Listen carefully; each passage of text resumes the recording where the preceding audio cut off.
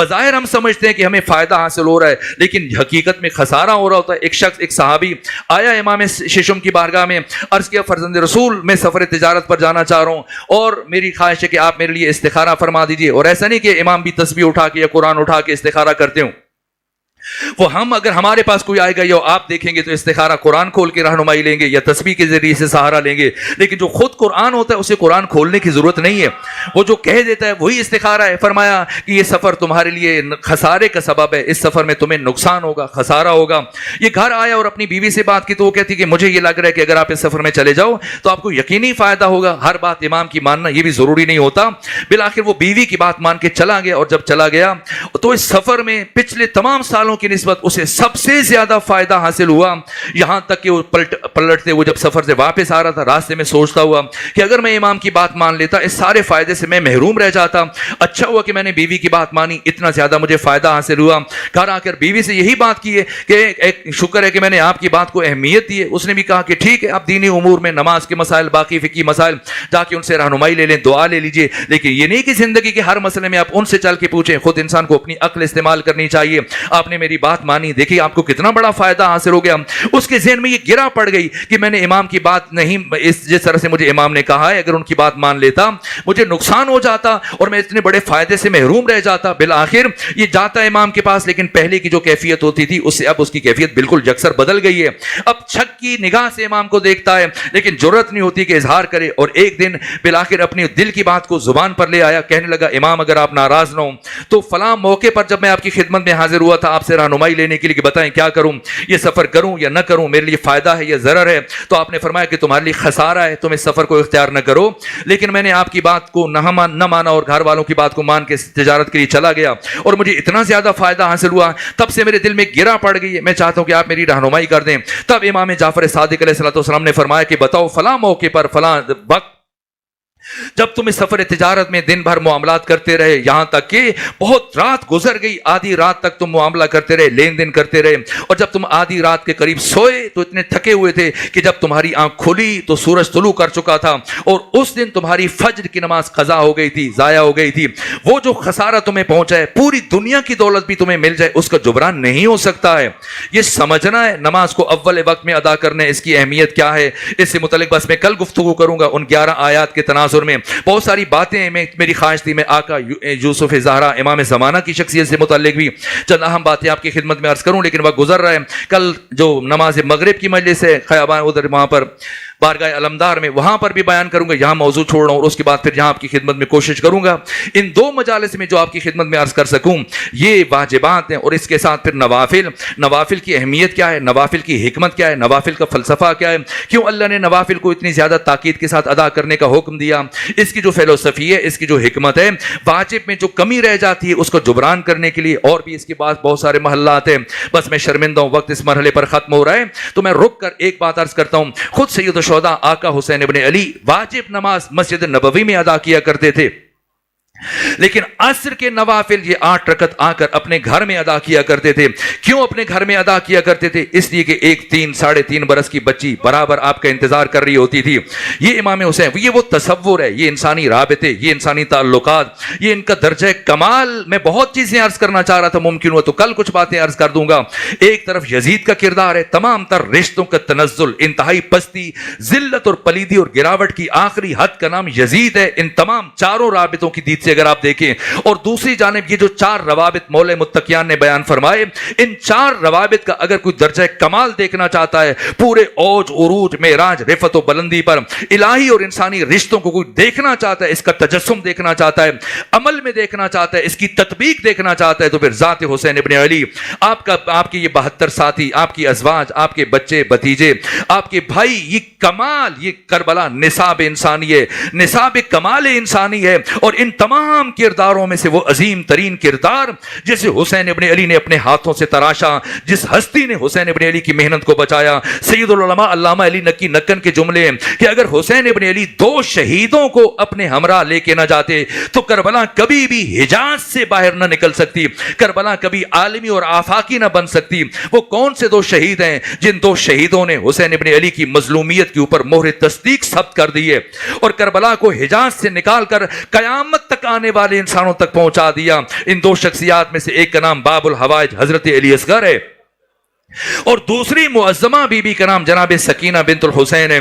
कौन सकीना बिन्तुल हुसैन? जिस बीबी को हुसैन इब्न अली ने अपनी आकिलाना मोहब्बतों से कैसे परवान चढ़ाया। जैसे मैं बात कर रहा था, नमाज असर के नवाफिल घर में आके अदा करते थे। क्यों? इसलिए कि 3.5 बरस की एक बच्ची 2 जाए नमाजें बिछाकर इंतजार कर रही होती थी कि मेरे बाबा आएंगे और मैं बाबा के साथ मिलकर नमाज पढ़ूंगी। और कभी इस मदनी जिंदगी में एक मर्तबा भी ऐसे नहीं हुआ, तमाम तर मसरूफियत के बावजूद, कि जनाब सकीना 2 मुसल्ले बिछाएं और इमाम हुसैन तशरीफ न लाएं।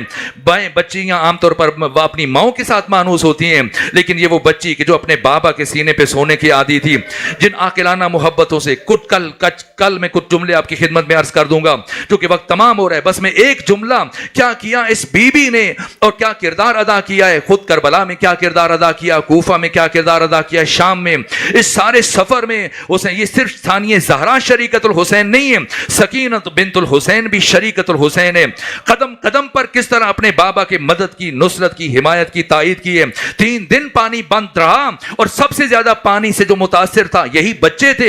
अगर करबला में बच्चे ना होते तो हमें पता ही ना चलता कि करबला में प्यास भी थी। और ये बच्चे क्या किरदार अदा किया जनाब सकीना ने कि 3 दिनों में 7 मुहर्रम से 10 मुहर्रम तक इन बच्चों को खेमे में जमा करके रखती थी और कोशिश करती थी कोई बच्चा बाहर ना चला जाए।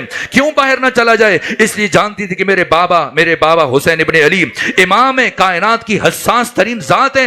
अगर किसी बच्चे की जुबान से अल अतश का लफ्ज सुन लिया, किसी बच्चे के खुश्क लब देख लिए, मेरे बाबा को तकलीफ पहुंचेगी। अपने बाबा को अजियत से बचाने के लिए, तकलीफ से बचाने के लिए यह जनाब सकीना का किरदार है। यहां तक इस सफर में, ये कल किरदार कुछ अर्ज कर दूंगा, शाम पहुंचकर इस बीबी ने क्या किरदार अदा किया।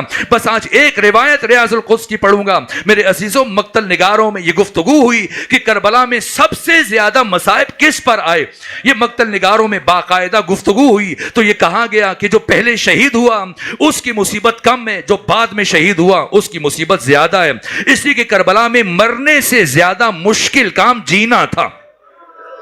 जो जितनी देर जिंदा रहा उसने उतने ज्यादा मसाइब बर्दाश्त किए। यहां तक कि मक्तल निगारों ने लिखा वो जो सबसे आखिर में शहीद हुआ उसकी मुसीबत बाकी सारे शहीदों से ज्यादा। और फिर मक्तल निगारों ने यह जुमला लिखा, इस जवान को अगर रोक लें तो मैं मसाइब पढ़ सकूंगा। इस तरह से कि कल भी मेरे लिए दिक्कत हो गई थी मसाइब पढ़ना, आगे बढ़ाना। ये सब जब्त करते हुए मैं चाहता हूं कि मसाइब नस्ल 9 तक मुंतकिल हो जाए, हमें अंदाजा हो जाए कि हम तक दीन खुदा को पहुंचाने के लिए हुसैन ने कितनी बड़ी कुर्बानी दी है। क्या किया ये हुसैन इब्न अली अलैहि फतहीद वसलाम, जो सबसे आखिर में शहीद हुआ उसकी मुसीबत सबसे ज्यादा। और फिर मक्तल निगारों ने यह जुमला लिखा है कि सारे शहीदों की मुसीबत एक तरफ और एक एक कैदी की मुसीबत एक तरफ। और फिर मक्तल निगारों ने यह जुमला लिखा कि सारे कैदियों की मुसीबत एक तरफ और हुसैन इब्न अली की छोटी बेटी सकीना की मुसीबत। जब्त करते हुए सुनिएगा, इन जवानों को रोकेंगे तो मैं आगे पढ़ने में कामयाब हो पाऊंगा। बस सिर्फ एक रिवायत तर्ज कर रहा हूं रियाजुल कुद्स से, वो मरहला के एक मरतबा 11 जर्नल शबस इब्न रबई, अम्र बिन हज्जाज जुबैदी, अशअस बिन कैस किंदी के दोनों बेटे, यहां तक कि शिम्र इब्न जिलजोशन, उमर इब्न साद के हमरा सब चलते हुए आए। और आगे बढ़कर शिम्र इब्न जिलजोशन कहने लगा कि ए बीबी, मैं हम आपको सवार कराने के लिए आए, अली की बेटी हम आपको सवार कराने के लिए आए। सानिए ज़ारा ने अंगुश्त सब्बाबा का इशारा किया कि खबरदार पीछे हट जाओ, कोई हमारे करीब ना आए, हम मोहम्मद की बेटियां, हम अली की बेटियां हैं, हम खुद सवार होंगी। फिर सानिए ज़हरा ने एक एक बीबी को सवार किया, एक एक बच्चे को सवार किया, यहां तक कि खुद सैयद सज्जाद को सवार किया। और सबको सवार कराने के बाद उस बच्ची को सवार किया जिसकी खुसूसी तौर पर इमाम हुसैन ने वसीयत फरमाई थी कि ज़ैनब मेरी सकीना का बहुत ख्याल रखना। जनाब सकीना को सवार किया और फिर सानिए ज़हरा ने इरादा किया कि आगे बढ़कर खुद जनाब सकीना के साथ सवार हो जाएं। लेकिन जैसे ही सानिए ज़हरा आगे बढ़ी सवार होने के लिए, एक मरतबा शिम्र इब्न जिलजोशन जो काफी देर से गुस्से से खोल रहा था कहने लगा, अली की बेटी, मैं इस बच्ची के साथ किसी और को सवार नहीं होने दूंगा, मैं इस बच्ची के साथ किसी और को सवार नहीं होने दूंगा। सानिए ज़हरा ने फरमाया, इस बच्ची ने कभी महमल पर अकेले सफर नहीं किया, कैसे मुमकिन है कि ये बच्ची बगैर महमल के इतना बड़ा सफर कर सके, ये बच्ची गिर जाएगी। शिम्र कहने लगा, ना अली की बेटी, मैं ऐसा इंतजाम करूंगा, ये बच्ची नहीं गिरेगी, ये बच्ची नहीं गिरेगी, ये कैसे अर्ज करूं। एक मरतबा शकी ने आगे बढ़कर जमीन से जमीन से रस्सी का एक टुकड़ा उठाया और उस रस्सी का एक सिरा जनाब सकीना के एक पांव के साथ बांधा।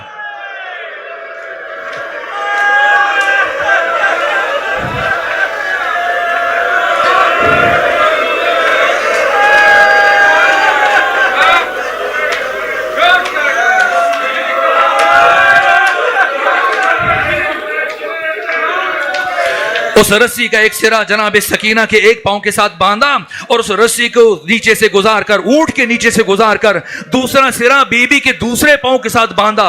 फिर हंसता हुआ आगे बढ़ा, अली की बेटी देखें मैंने कैसा इंतजाम किया, अब ये बच्ची नहीं गिरेगी। बस मेरे अजीजों, काफिला चल पड़ा, मंजिलें तय होने लगी, सहरा गुजर रहे हैं, शहर गुजर रहे हैं, कस्बे देहात गुजर रहे हैं, जंगल गुजर रहे हैं, आबादियां गुजर रही हैं, लेकिन ये रस्सी इस ऊंट की जिल्द के साथ रगड़ खाते खाते बिलाखिर कमजोर होती चली गई और यहां तक एक मरहले पर पहुंचकर ये रस्सी खुल गई। ये कौन सा मरहला था? जब ये कारवान एक जंगल से गुजर रहा था, ये रात का आखिरी पहर था, हिंगामे सहर जैसी रस्सी खुली, हुसैन इब्ने अली की बच्ची सकीना ऊंट की बुलंदी से जमीन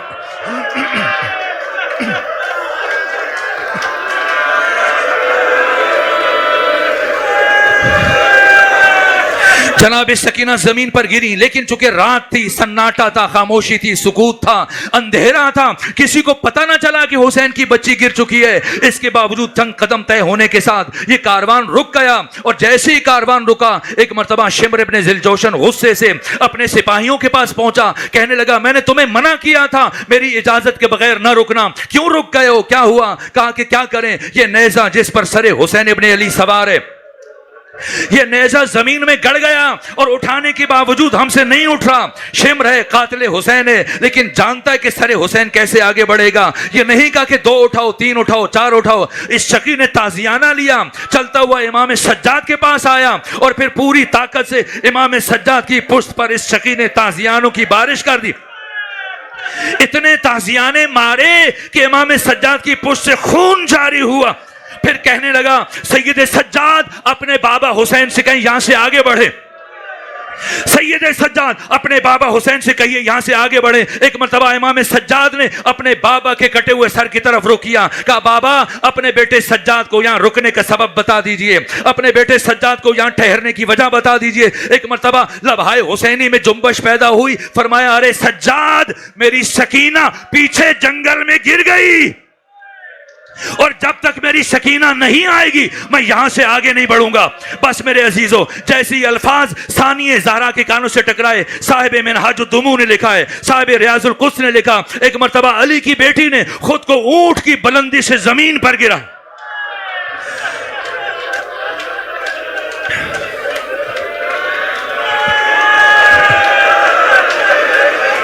ऊंट की बुलंदी से जमीन पर गिराया, आवाज बुलंद की, ऐना बिन्ती सकीना, ऐना बिन्ती सकीना, अरे मेरी बेटी सकीना कहां है? और जब कहीं से कोई आवाज ना आई, ढूंढते हुए चलते हुए बीबी पहुंची है एक झाड़ी के अकब में, जहां एक मुअज्जमा है जिनके चेहरे पर नकाब है और सकीना उस बीबी की गोद में सर रख कर सो रही है।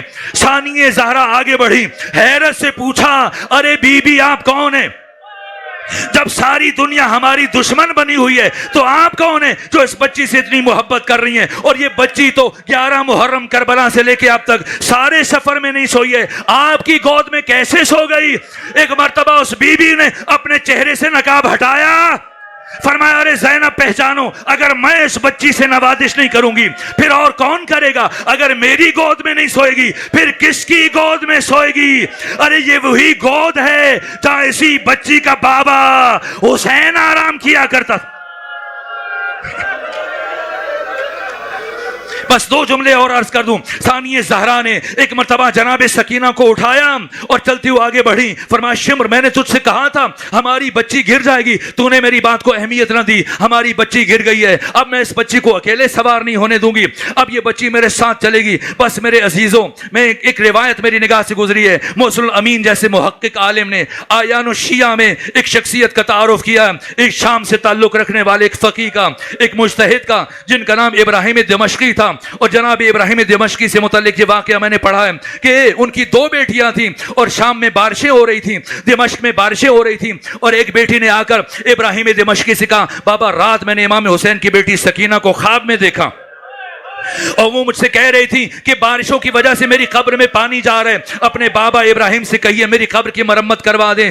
تو پھر اس طرح سے جب بیٹی نے باپ کو خواب بیان کیا, کہا بیٹی آپ کو چونکہ بیوی سے محبت ہے اس لیے آپ کو ان کے بارے میں خیال رہتا ہے, یہ محض آپ کا وہم ہے, ہم قبر کشائی نہیں کر سکتے, وہ نبی کی بیٹی ہیں, وہ امام کی بیٹی ہیں, یہ بے ادبی کے مترادف ہے, آپ کسی اور سے یہ خواب بیان نہ کرنا. دوسرے دن دوسری بیٹی نے یہی خواب دیکھا, پھر اپنے باپ سے بیان کیا, اسے بھی منع کیا ابراہیم دمشقی نے کہ آپ نے اپنی بہن سے سنا تھا اس لیے آپ کو بھی خیال دامن گیر رہا, آپ نے بھی ایسا خواب دیکھ لیا. اور تیسرے دن خود جناب ابراہیم دمشقی نے یہی خواب دیکھا کہ جناب سکینہ فرماتی ہیں ابراہیم دمشقی میں برابر 2 دنوں سے تمہاری بیٹیوں کے ذریعے تم تک یہ پیغام پہنچا رہی تھی لیکن تم نے میری بات کو اہمیت نہیں دی. ابراہیم دمشقی بارشوں کی وجہ سے میری قبر میں پانی جا رہا ہے, میری قبر کی مرمت کرا دیجئے. ایک مرتبہ سر و سینہ پیٹتے ہوئے ابراہیم دمشقی اٹھے, زوجہ کو اٹھایا, بچیوں کو اٹھایا اور پھر اس مرحلے میں باقی خواص کو, مومنین کو, مومنات کو لے کر قبرستان میں پہنچے اور اب آ کے قبر کھودنا شروع کی. اور قبر کھودتے کھودتے جیسے سنگھائے قبر ظاہر ہوئے, جیسے قبر کے پتھر ظاہر ہوئے, جناب ابراہیم دمشقی نے اب مردوں سے کہا سب پیچھے ہٹ جائیے, یہ نبی زادی کی قبر ہے. اب خواتین آگے بڑھیں گی اور وہ قبر کے پتھر ہٹائیں گی. پھر خواتین آگے بڑھیں اور ایک ایک کر کے پتھر ہٹانے لگی. اور کچھ لمحے گزرنے کے بعد ابراہیم دمشقی کی زوجہ, ان کی بیٹیاں, باقی مومنات سر و سینہ پیٹتی ہوئی جناب ابراہیم دمشقی کے پاس آئیں اور ان کی بیٹیوں نے ان سے کہا بابا آپ تو ہمیں بتایا کرتے تھے اس بی بی کو غسل دیا گیا, اب آپ تو ہمیں بتایا کرتے تھے اس بی بی کو غسل دیا گیا, بابا آپ تو ہمیں بتایا کرتے تھے اس بی بی کو کفن دیا گیا. ہم نے حسین ابن علی کی بیٹی کو اسی خون آلود کرتے میں دیکھا, اسی خون آلود کرتے میں دیکھا. ہم نے حسین کی بیٹی کے رخساروں پر اسی طرح سے خون دیکھا. میرے عزیزوں, جب میں نے یہ روایت پڑھی میں سوچا کرتا تھا کہ اس طرح کربلا میں بی بی کو تماچے مارے گئے, بی بی کے بندے نوچے گئے, بی بی کے دامن میں آگ لگی. لیکن پھر میں سوچتا تھا کہ کب بی بی کا دامن, بی بی کے ایک لباس کب خون آلود ہوا ہے, بی بی کے رخسار کو کب خون آلود ہوئے. پھر یہ ریاض القدس کی اس روایت پر میری نگاہ پڑی ہے جسے میں بیان نہیں کرتا تھا, آدھا بیان کر کے چھوڑ دیتا تھا. لیکن اب سوچتا ہوں نہیں معلوم زندگی کس مرحلے پر تمام ہو جائے, ان بچوں تک مصائب اہل بیت منتقل ہو جانے چاہیے. سکت نہیں, بس ایک جملہ عرض کر کے اب آج کی مجلس کو تمام کر رہا ہوں. یہاں تک کہ ثانیہ زہرا نے فرمایا, وہ مرحلہ بیان کرنا چاہتا ہوں کب یہ کرتا خون آلود ہوا, کب حسین کی بیٹی کا لباس خون آلود ہوا, وہ کون سا مرحلہ تھا. جیسی ثانیہ زہرا نے جناب سکینہ کو اٹھایا, فرمایا شمر اب میں اس بچی کو اکیلے سوار نہیں ہونے دوں گی, یہ بچی دوبارہ گر جائے گی. کہا نہ علی کی بیٹی, ایسا ممکن نہیں میں حسین کی بچی کو اکیلے سوار ہونے دے سکوں. کہا ہماری بچی دوبارہ گر جائے گی. شمر کہنے لگا نہ علی کی بیٹی, آپ کی دفعہ ایسا انتظام کروں گا آپ کی بچی شام پہنچنے سے پہلے نہیں گرے گی. اب مجھے معاف کیجیے گا, میں بس اشارہ کروں گا. اس شکی نے کیا کیا ہے, جناب سکینہ کو اونٹ پر لٹایا, پھر رسیوں سے باندھنا شروع کیا. اب جو اونٹوں کو دوڑایا بی بی کی جسد سے خون جاری ہوا, اور شام پہنچنے کے بعد جب رسیوں کو کھولا گیا حسین کی بیٹی لہو لہان ہو چکی تھی.